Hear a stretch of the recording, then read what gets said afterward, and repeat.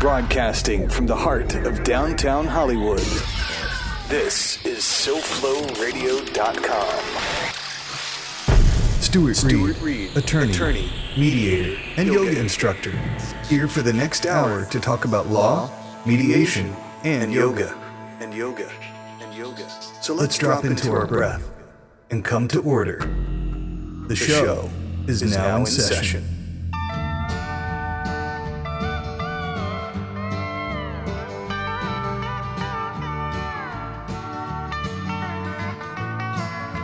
Super. Good morning, everybody, and welcome to a very special Stuart Reed Law and Mediation Yogi show, where we talk about things usually about mindfulness and yoga and practices to help people in stressful situations, like in the courts and families. And for today's show, I invited my friend, Howard Chassid, or Chassid. I've heard you called both things, and sometimes Dr. C, sometimes Howie. No, you don't have to whisper. Talk right into the mic. It's Dr. Howard Chassid. Dr. Howard Chassid. But at the show, you want to be Dr. Chassid? You want to be Dr. C?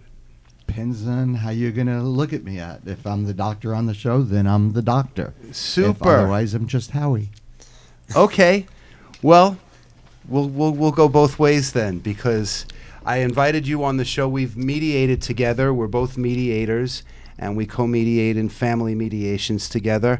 But Dr. Chassid is also an educational counselor and a therapist, a family therapist. You also provide therapy for children and educational counseling for Correct. Children, right? Correct, I do. So I know that I've read in many places within the past year or maybe more about how yoga and mindfulness practices are used in schools and for kids who have behavioral problems, probably a lot of things stemming from the home. And I thought that would make an interesting topic. And then I learned it's a teacher planning day for one of these two characters here.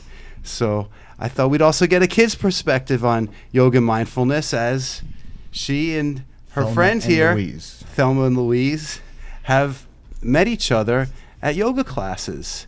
And you actually really like going to yoga, right? You take adult classes.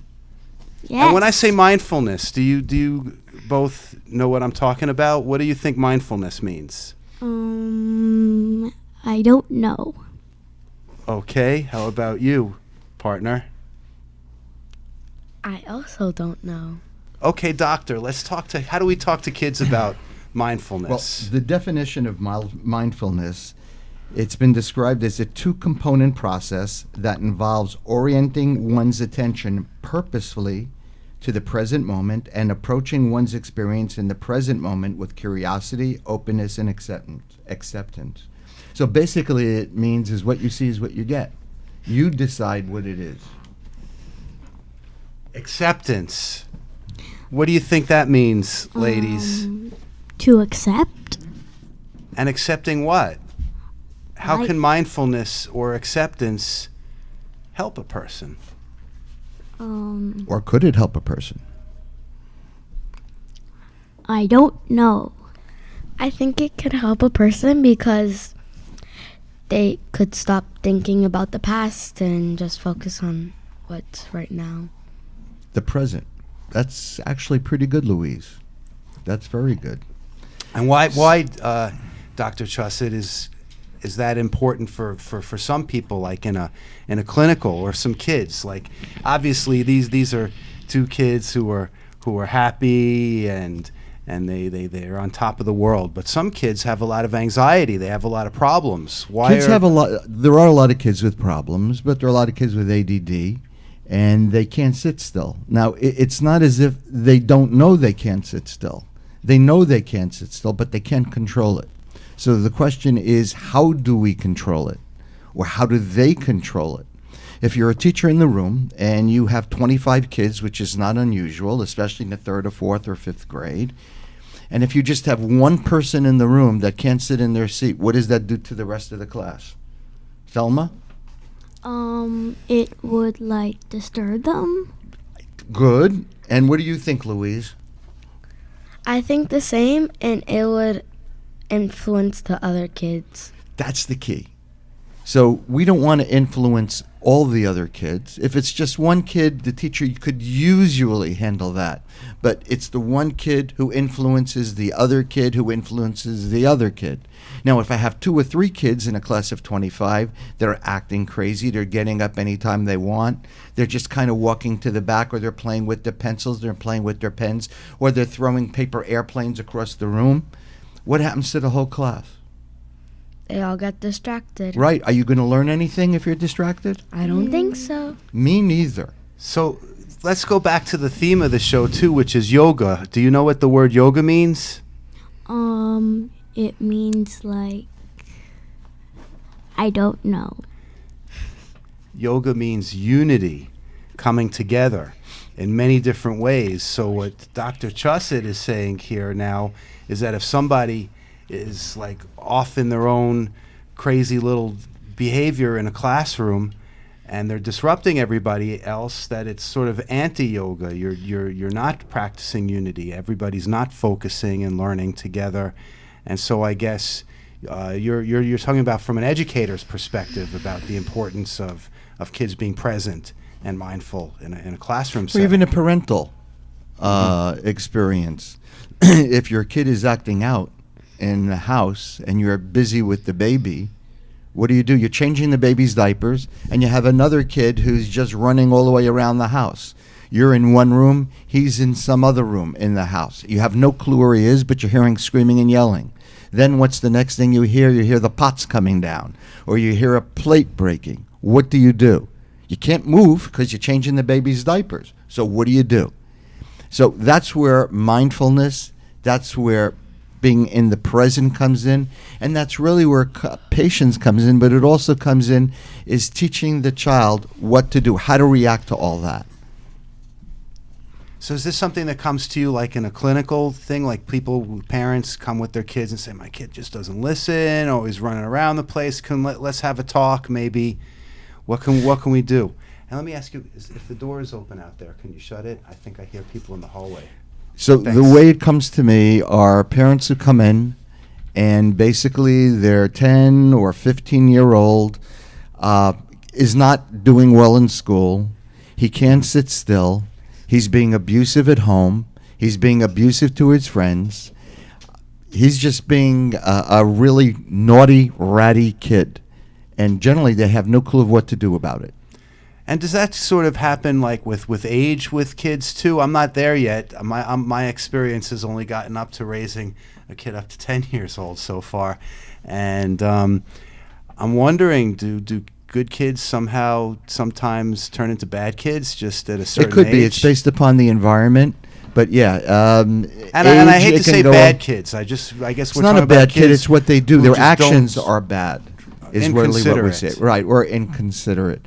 So what we are really looking at are people who they can have it at 40 years old. How many people lose their jobs?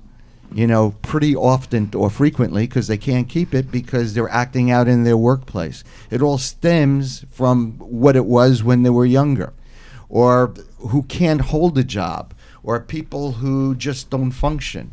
All these things happen based upon what they were like when they were younger. Mm-hmm. And that's what makes the big difference. And a lot of times people just make the wrong choices. They do the wrong things because they just act without thinking. So you know what we teach people in yoga? And it's something that probably everybody's heard their mommy or daddy say to them before, is take a breath. Like, think before you speak. If you feel real anxious or nervous about something, you just sort of take a breath. Did you ever learn that in yoga classes? Yeah. About paying attention to breathing? How does it make you feel? Makes me feel tired. Tired in a good way? Yeah, in a good way. Uh-huh. Yeah. What do you like about yoga? I like that it makes me peaceful and sleepy. Uh-huh. I like being sleepy. It's sometimes I've seen you in the grown-up classes. It's challenging, right? Sometimes it's kind of hard what you got to do, or is it easy for you, everything? Kind of easy. Uh-huh. Yeah, sometimes it's easy, sometimes it's a little bit difficult. What do you find difficult about yoga? Is it paying attention and being quiet and not He's being able talking to move around? Louise now. Mm-hmm. I think what's difficult is some of the stretches. It's very hard because we have small bodies. Uh-huh.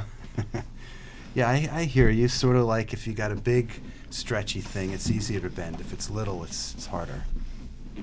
And there's actually like a teacher training for kids happening at the I Love Yoga studio, right? Yeah. Yeah. I heard you were invited. Yeah. Wow. Did you go? Young teachers. I'm gonna start. Okay. That's good. So do you like yoga? Yeah. What do you like about it? I like that it makes me feel really good, and that it helps other people find peace. Peace? What about, does it help you find peace? Mostly. Okay. So it's good because it helps you find peace. Yeah. But what's good about it? What about peace is good for you? That it makes me happy. Okay. Yeah. Do you know people in school who just seem like nervous or not happy? Yeah. You think yoga would be good for them, or learning to meditate? Pretty sure. So- what do you think about it, doctor? About yoga and meditation for kids I with think anxiety it's and wonderful problems? if we could work it out for the kids. But obviously we do a reduced course when it comes to children. We don't treat children as we would adults. We make it fit for them. It's like anything else. We need to make the product fit for the child as opposed to the child fit for the product. Well, I've thought about that often. Like, kids are not just little adults. They're entirely different. I mean, Correct. they have more in common with monkeys than they do adults sometimes. Right? Yeah. So one of the things that we do with children and adults with ADD or ADHD, and especially in mindfulness, is not create 45-minute sessions. Because in a normal 45-minute session, we sit, we talk, we go through different things.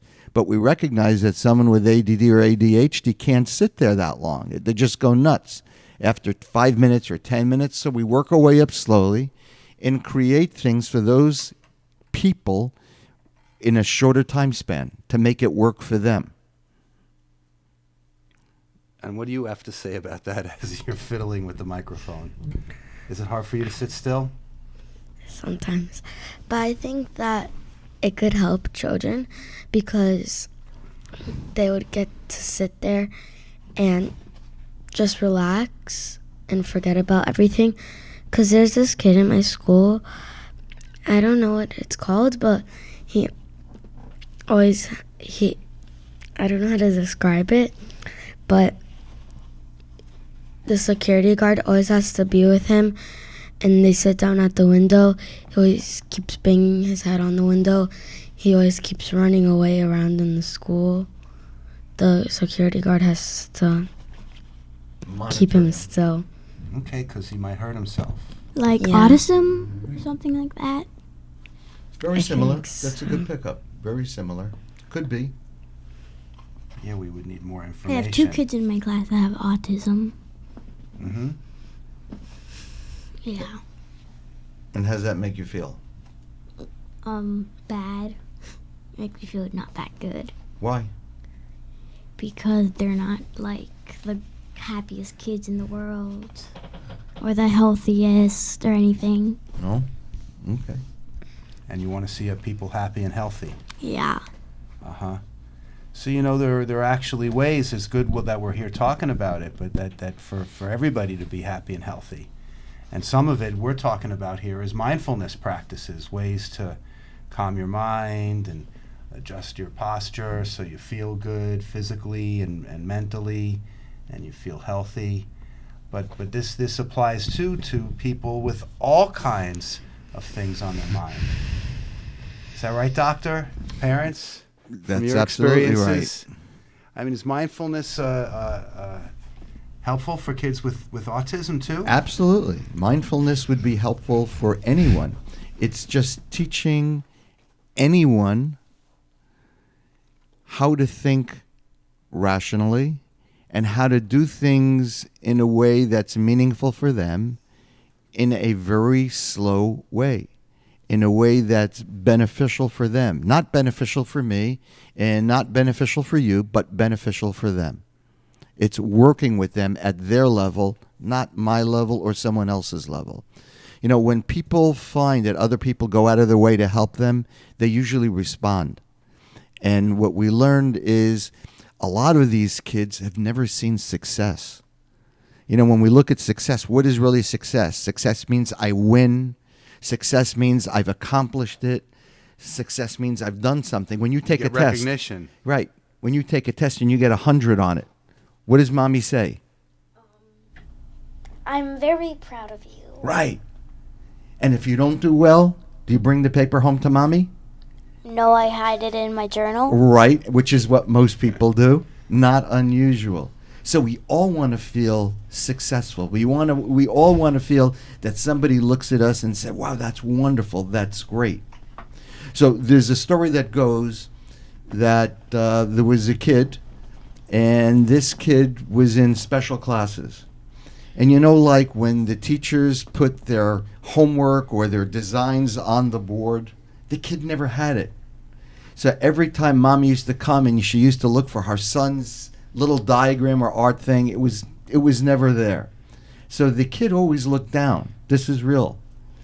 And so one year, the kid drew something, and the teacher felt, you know what?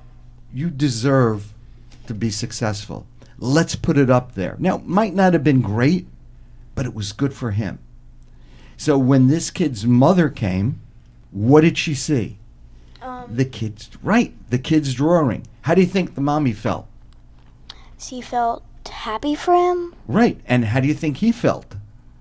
He felt proud of himself. Exactly. And then it gives you confidence. Right. Once we teach someone how to feel good about themselves, then they know it for next time. So if you've never been successful, you really don't know what success feels like. But if you've been successful once, in your mind, you can always look back to that time and say, wow, I know what it feels like. I want to do it again. That's what makes the difference. And also, like the kid having his thing up on the board and being shown like a success, so he feels like a success, he feels confident. That's sort of one of the things in yoga, too, or related to yoga, that you stand up tall, you stand up proud, you stand up strong, so you feel strong, you feel proud. If you put a smile on your face, even if you don't feel good, doesn't that make you feel a little bit better? Yeah. So what you do with your body makes you feel that way internally, or what you tell yourself too. So mindfulness also means watching the thoughts that are coming into your head. Like if you find yourself saying things in your head and that aren't kind about yourself or kind about other people, and you feel bad about those thoughts, you can think, well, wait a minute.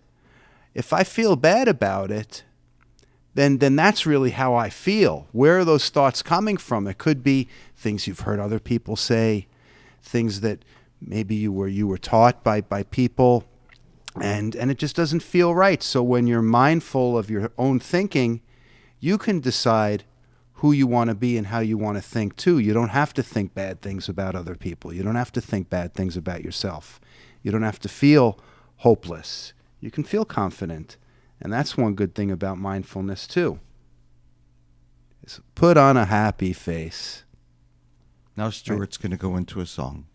No, that was about as far as that song's going to go. I can bring up the karaoke bed if you want. Okay, yeah, we've got all the capabilities here at this show. Which is wonderful.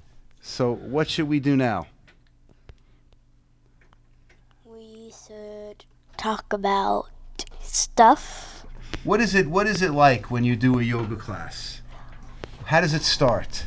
What do they say to you? They say to wait in a room while the teacher is preparing. Mm-hmm. And then she comes into the room, and then you do like a pose or something. Louise, what do you think? Thelma's doing a lot of the talking. What do Is you that think? what you do during yoga class? What? What do you do? What is it? You've done mainly the kids' yoga classes, right? How do they look different than adults' yoga classes? They treat you like a kid. They Is that good or bad? Do you want to be treated like a kid? sometimes not. Right. How old are you? How old were you, Louise? Pardon me? How old were you? Are you? 10. Right. You're at that age where But you're it's okay. starting to change. Yes. She did a yoga class with my friend Julie Rosenthal Halpern, and they paint their own yoga mats. Right. They design their own mats. They do arts and crafts. They do games. It's fun, right? Yes. Uh-huh. Why do you like to do the adult classes then? Because in the kids' classes, they do the same thing every time you go there. They take the little rubber ducky, they put it on your stomach. They blow bubbles everywhere. It's basically the same every class. And you're looking for a yoga experience like an adult? Yeah. No kidding. It's not challenging to sit still? Yeah, it's not that challenging. How about for you? Is it challenging to sit still? Yes. Yes. That's okay. When you get older, you'll calm down. I don't Like think the rest so. of us. I'm waiting to calm. Uh-huh. Yeah, but you just like arrange things all the time. You're not like It's called table bouncing around. Tetris. Table Tetris, making everything fit. I don't have that affliction. If you see my desk, it's like hurricane Yeah. affliction. How about you, Dr. Chausid? Clean desk or messy desk? I have ADD, so my desk is not clean. I don't have OCD. Unfortunately, my wife wishes I did, but I have ADD, so it's all over the place. Me too. How about you, mommy, back there? Clean desk or messy desk? It depends. I'm a sculptor, so I like make a big mess and I clean and I do another Oh, we project. can't hear. No microphone. No, I don't know what you're thinking. Oh, okay. There's somebody Sorry. that's off mic and off camera. Nobody. I wasn't yeah, thinking. yeah, no. The microphone. But she's Or- a sculptor, or on camera. and so she said that she has very creative And all kinds of messy. things. Yes. Messy and then clean, messy and clean. You know, I have a class for lawyers where they get professional credits. CEUs? To they're called CLEs, continuing CLEs. legal education, to learn mindfulness practices, and we do some yoga too. And one meditation we do is sort of like about your desk, where after you may have I think very common self-hypnosis technique where you sort of start relaxing, focusing on the top of your head and coming down like an elevator, and everywhere the elevator passes going down relaxes and relaxes, and then at the bottom they say usually when the elevator opens up that you're at a place which is a paradise for you. Maybe you picture yourself on a beach or on a mountain or on a field, and some place where you feel totally relaxed. But for these class for professionals, I have them imagine that it's their desk and that it's empty. But it's empty because they've got everything done, they've done everything properly, and because it's ready to receive everything that's going to come there.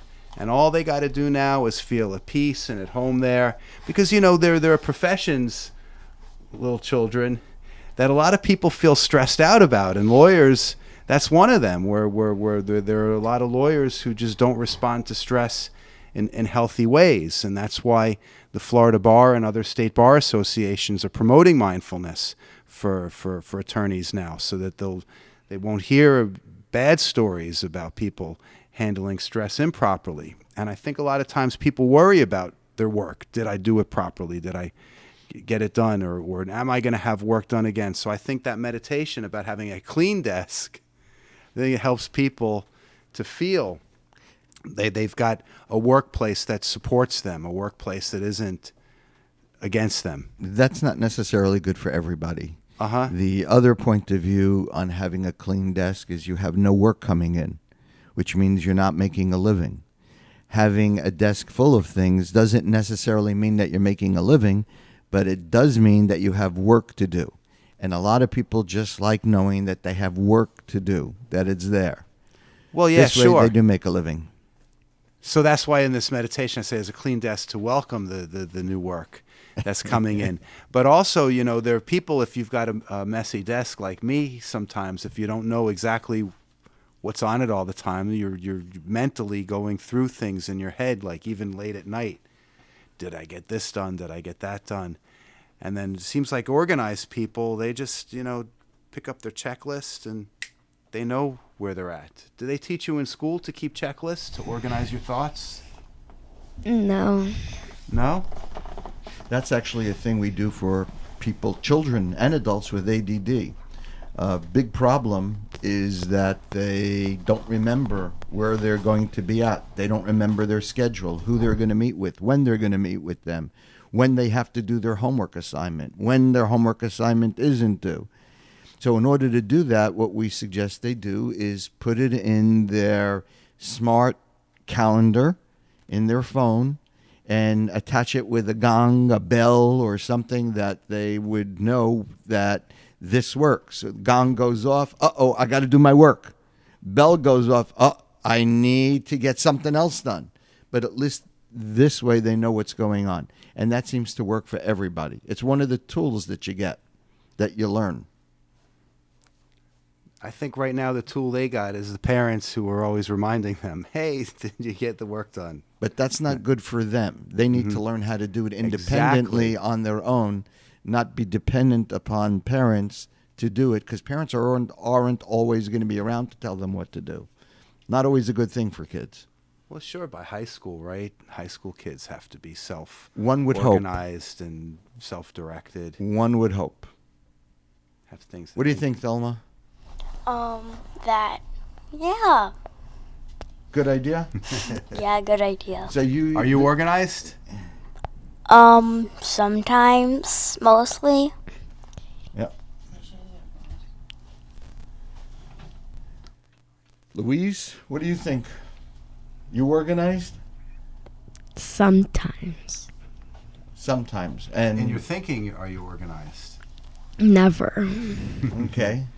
And what makes a difference between being organized and unorganized? Why are you organized in certain things and not organized in other things? I just don't know. Thinking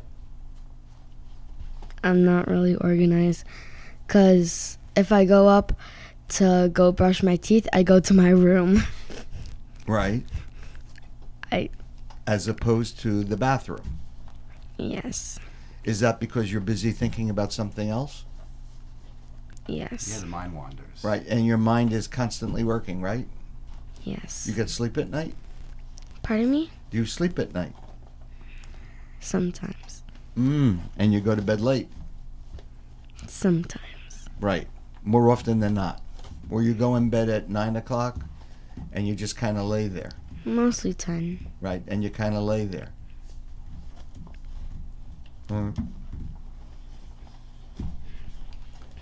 Interesting. Uh-huh.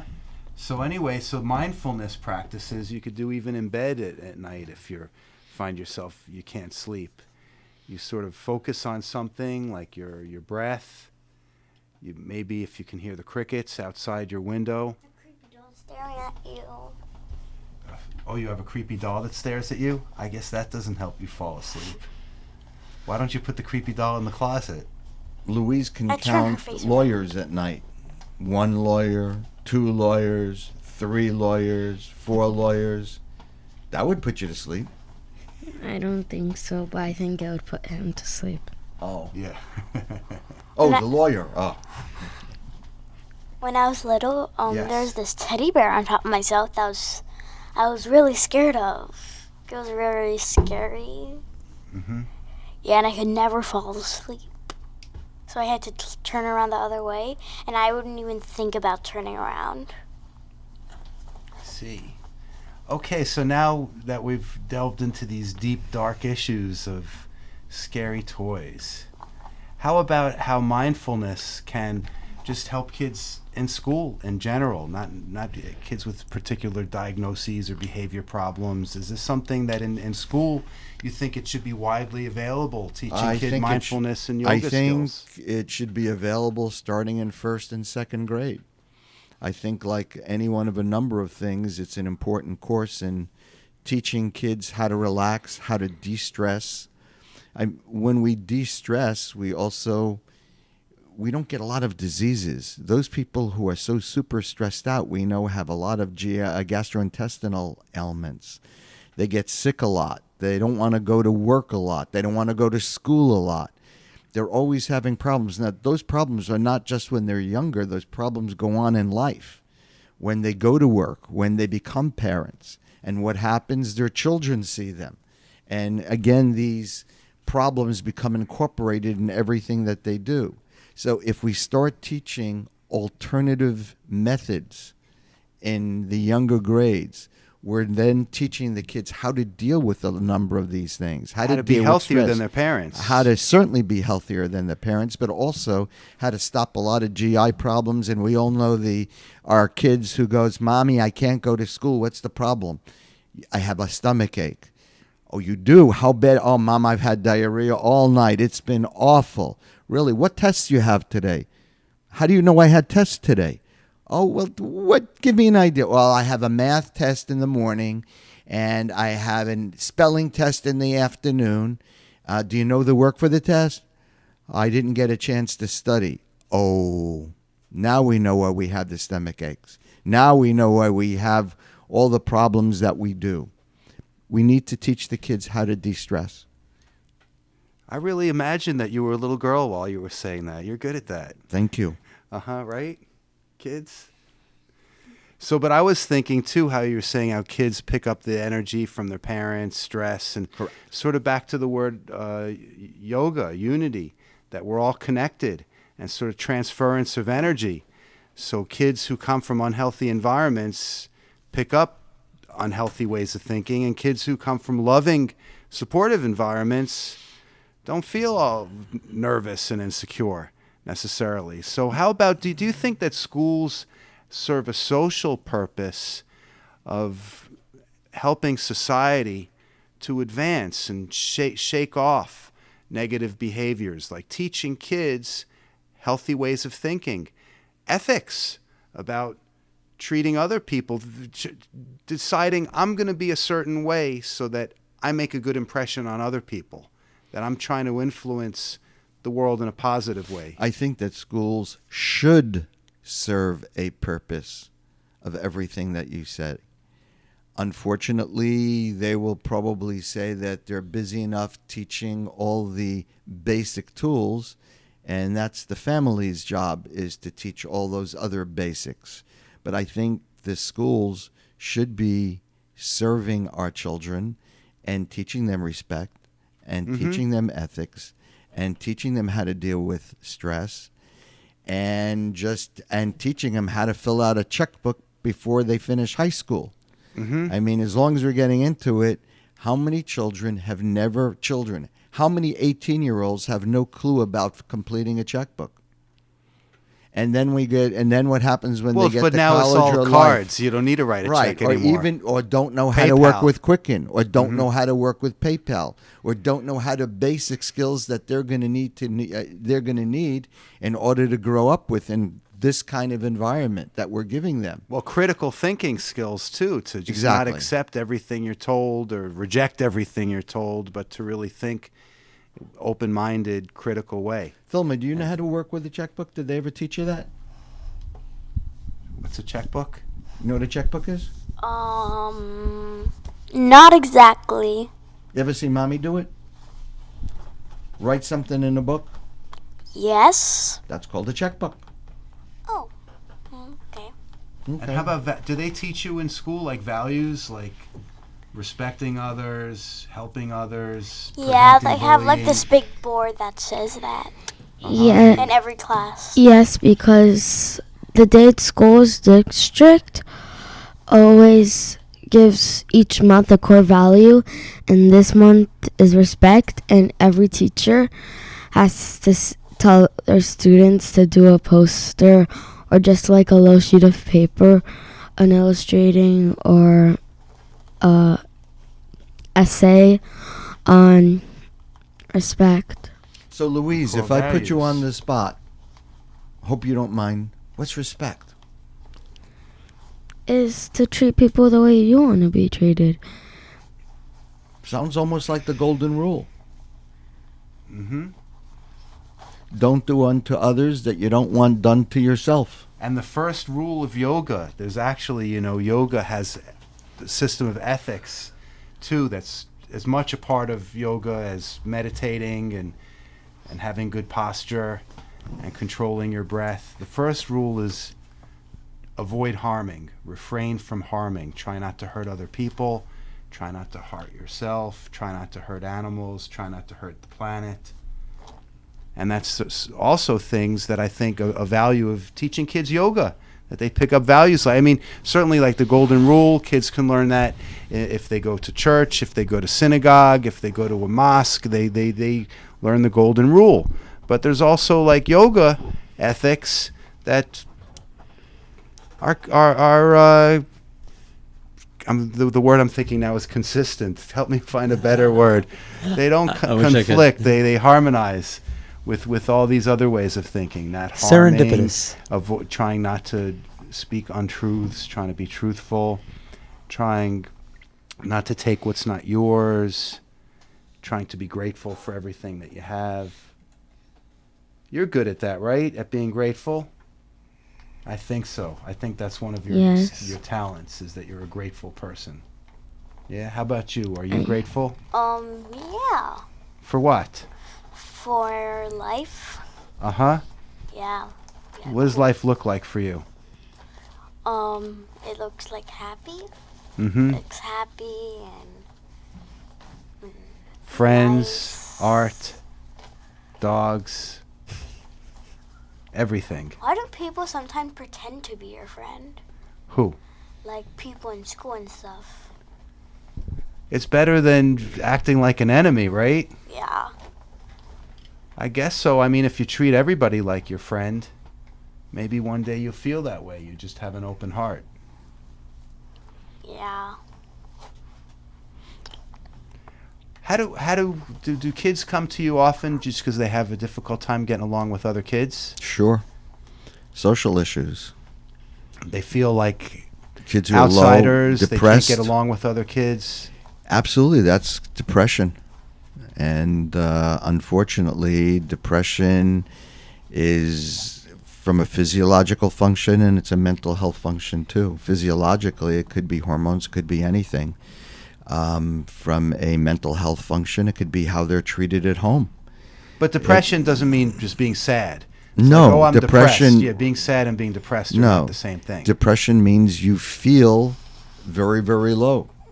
That you feel nobody likes you. You feel nobody talks to you. That you feel that you're dumb, you're stupid, you just can't make it.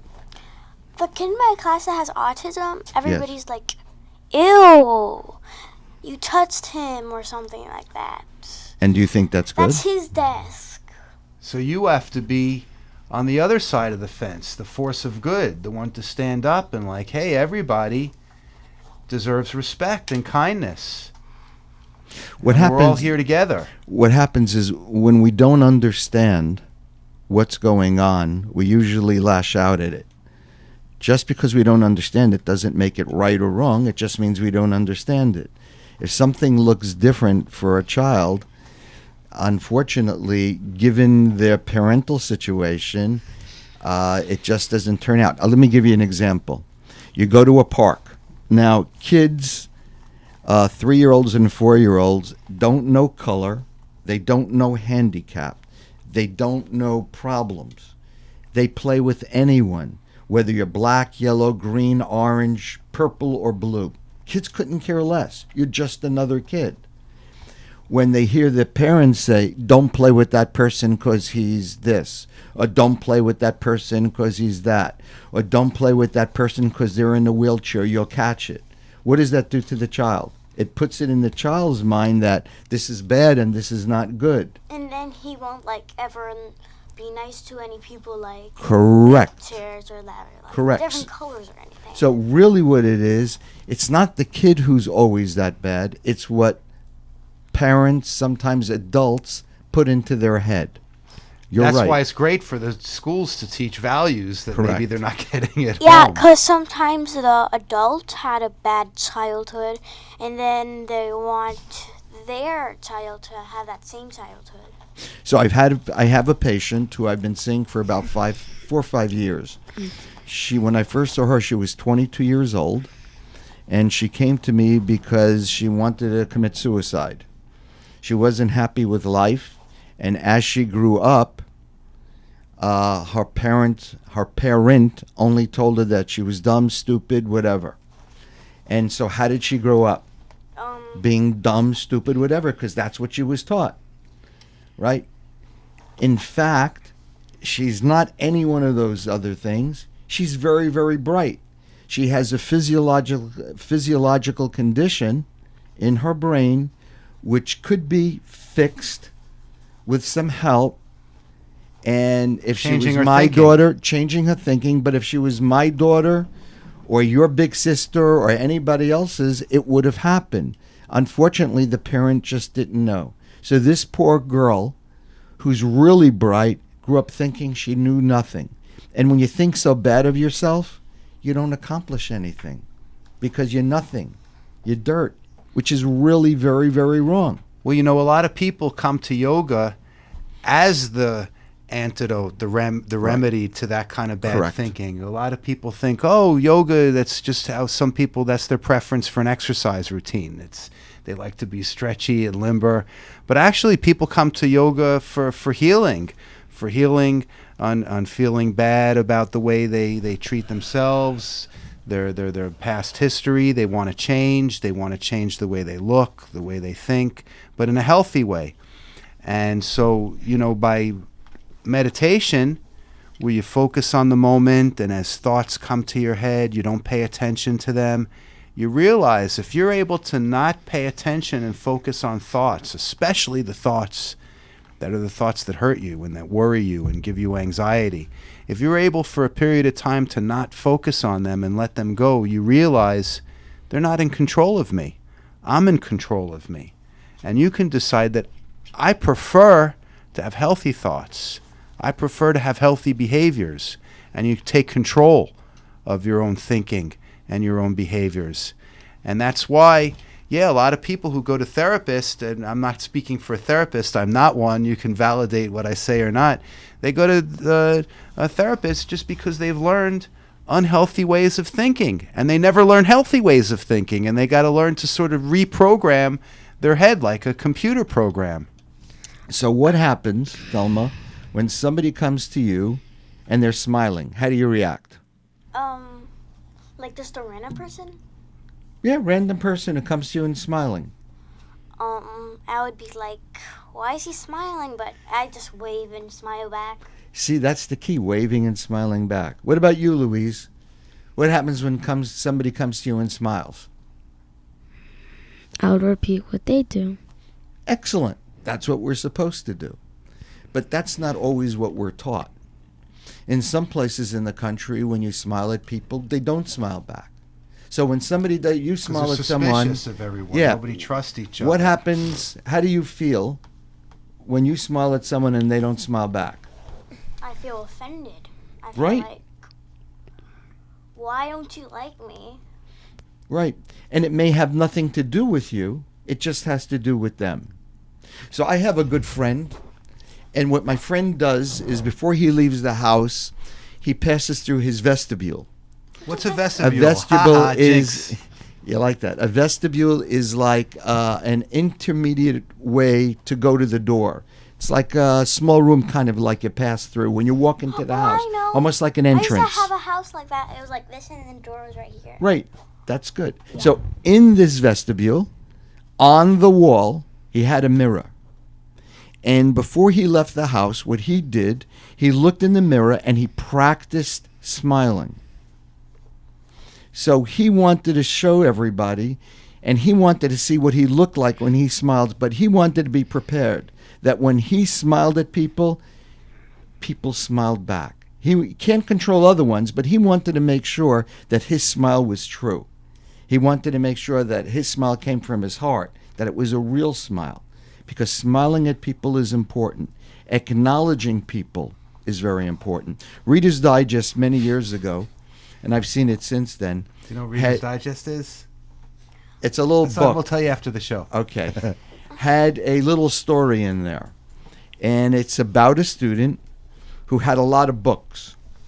And he was walking home one day, with tons of books. You know how kids carry all these books? And what happened was somebody bumped into him, and all the books fell. And the guy is probably going, oh my God, I got to pick this stuff up. But what happened was the person who bumped into him started helping him and picked all the books up. Not only did she pick it up, but she apologized and looked at him and said, I'm so sorry for bumping into you. Let me help you. Let me pick these up and let me do all these things. And the guy who dropped all these books, and as she was picking them up, he looked at her and he looks at her and said, you saved my life. And she looks at him, what are you talking about? I just dropped some books. What am I, nothing. He goes, no, you saved my life. And she goes, but what are you talking about? He said, you see, I was going home and I was thinking of ending it. And the reason why is because I had no friends. Nobody smiled at me. Nobody did anything. People just did things to me and all the books fell and nobody would even help me pick them up.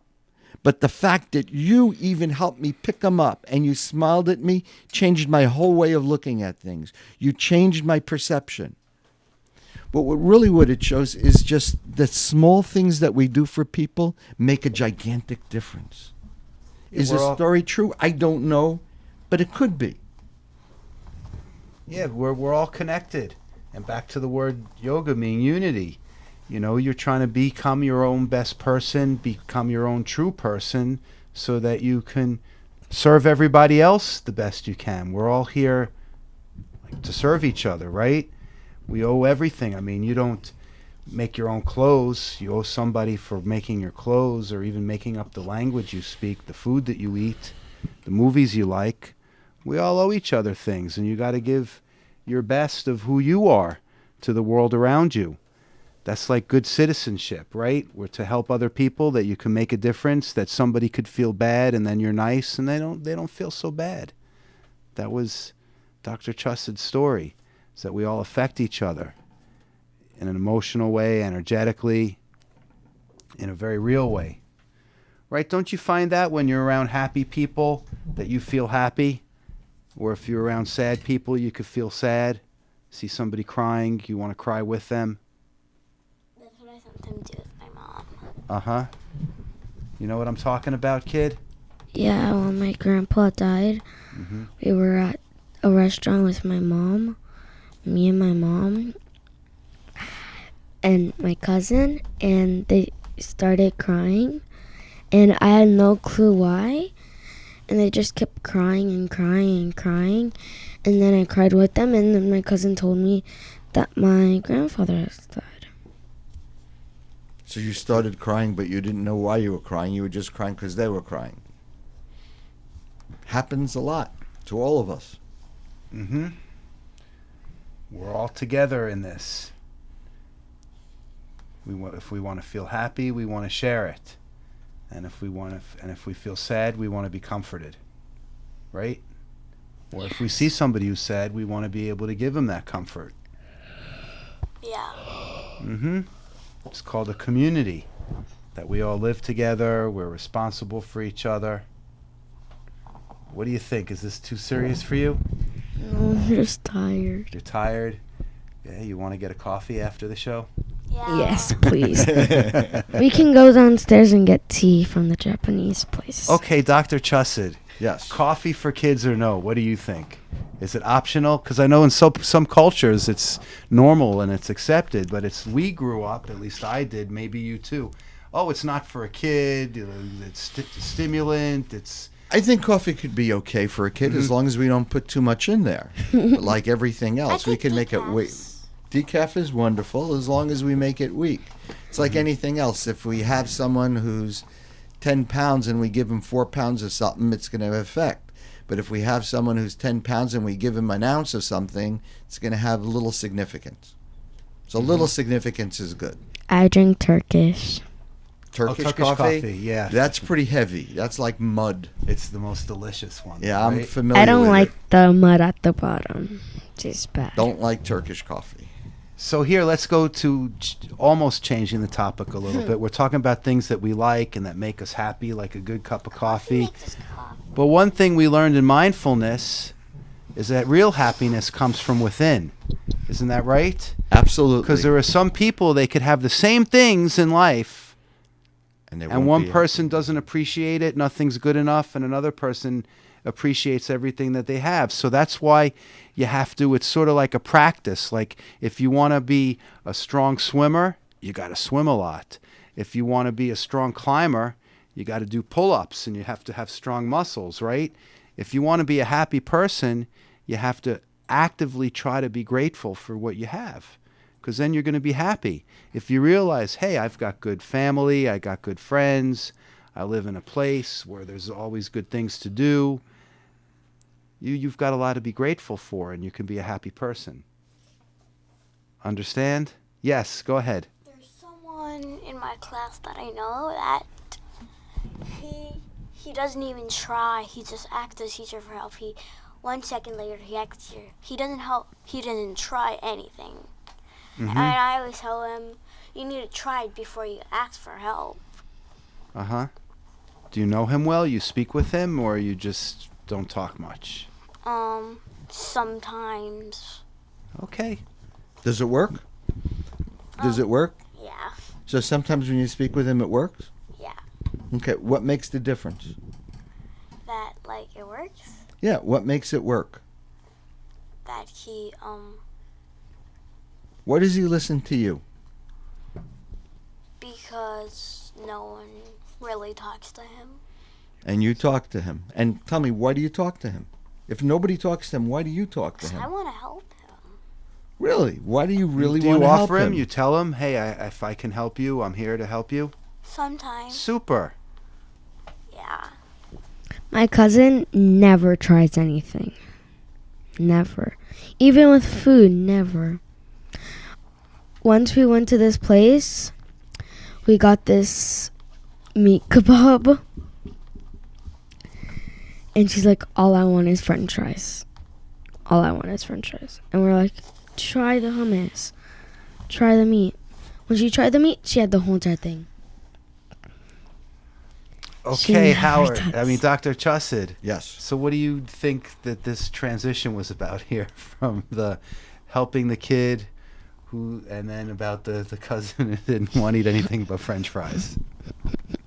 I think the transition from helping the kid, I think that's pretty good. For a 10-year-old to try to help someone else, I think that's very, very commendable, because you really don't see that much. What's so special about him that you want to help him? Because he's not like one of those normal kids at school. So what makes him not normal? That he's like, he has like autism and stuff like that. Ah, so this is the young man with autism. There's two. Two. Yeah. And how do you know they have autism? Because people, like grown-ups, they come to the class and they like test him and stuff like that. They come like every month or every day. He goes to like special classes and stuff. Right. For kids with like autism. And Right. other stuff like that. So is it that he just doesn't listen to some people, but he listens to you, or he doesn't listen to anyone? He sometimes listens to me, and he sometimes listens to the teacher, and he sometimes listens to like this kid. This kid, does this kid give him good advice or not good advice? Not that good advice. Uh-huh. And what do you think he listens to the kid for? Because like he thinks the kid is like he has good advice. He thinks like the kid is like the bestest friend. And the kid in this class, this kid who tries to give him the advice, kind of stands out in the class. He's not necessarily a bright kid, but he does negative things to get attention. Yeah. Right. Yeah. So it sounds like the autistic kid wants to get some attention, and that's why he listens to this other guy. So one of the things we learned, if you can't get attention positively, we try to get it negatively. Because everybody wants attention. Everybody wants to be seen. Everybody wants, that starlight, whatever you want to call it. And if we can't do it one way, we do it the negative way, the other way. Yeah. And whichever way works. Usually the negative way always works, only because you do things that other people don't want you to do. So you stand out. It was like if you came to work at school today wearing a mask. Everybody would look at you, because you're different. And that's what makes the difference. But actually, what I'm hearing and what I'm seeing, you're different in a very good way. Your mama should be very proud of you. Your parents should be extremely proud of you. Yeah, and is that one of the reasons why you want to go to the kids yoga teacher instructor program? To do nice things for other people? Yeah. You think yoga instructors do nice things for other people? Yeah. How so? All she mostly talks about is yoga. How so? How do yoga teachers do nice things for people? They help other people relax and feel part of the community. Feel good about yourselves. Yeah. Do healthy things. Find that you've got peace inside yourself and good health inside yourself, and how to find it. Yeah. Uh-huh. Dr. Chusset is a friend of mine, and that's why also I thought to bring kids, because I know that he likes kids and kids like him. They're always coming to visit the office. Same thing with George. But you guys know that one of the things that brought me very close to yoga was like for a physical thing that I couldn't walk. I had sciatica for like 2 weeks, and I couldn't hardly walk without crying. And I cured it with yoga, and I realized I want to be healthy and happy. Yeah, the mind-body connection. It's hard to be happy when your body is in pain. Absolutely. So I just Googled yoga for sciatica, which means you got a pinched nerve and it makes your whole leg hurt. And I did these different postures every day for like a half an hour when I took the dog out to the dog park where I live, mostly standing poses. And guess what? In a few weeks, the pain went away and it never came back. And I know people who've lived with that for years. They've had surgeries and injections. So a lot of people, they go for physical reasons to yoga, but they wind up staying with it because of how it makes them feel on the inside, being peaceful, meeting nice friends, feeling a sense of who you are. Right? Right. Correct. Was that the egg timer? Your hard-boiled eggs are ready? Yes. Yes. It sounded like, I right? want some too. You all hungry? Yeah. Yes. It's hard to be mindful when you're too hungry, though, right? Yes. Like if you're meditating and your stomach growls. What? No, I know. I'm mindful of the time. I'm a mindful podcast show personality by now, right? Am I a personality? You're a host, George, I'm a host. but you've always been a personality. That's what my parents told me. It's about time to leave. No, we're not there. We keep going until the music comes, and then I get to slap everybody on the back and say, "Good job there, Louise." I want to say Thelma. Say goodbye. But you know what? It's a good reminder then, because I can make sure, like, how can people find you, Dr. Chusset, if they want to have some family therapy services or talk about their children's education or behavior? Find you online, by phone, give out your contact info. Sure. The office is called The Helping Place. I'm in South Broward. I'm at 3001 West Hallandale Beach Boulevard, Suite 302, Hallandale. My phone number is 954-455-0388. That's 954-455-0388. The website is thehelpingplacefl as in Florida.com. And if you need me, give me a call. Super. And my office is next door to Dr. Chusset, and you can find me at lawandmediationllc.com or here every twice a month on SoFloRadio.com. And you can find me at the Velvet High House. atop 1926 Hollywood Boulevard. You're listening to SoFloRadio.com.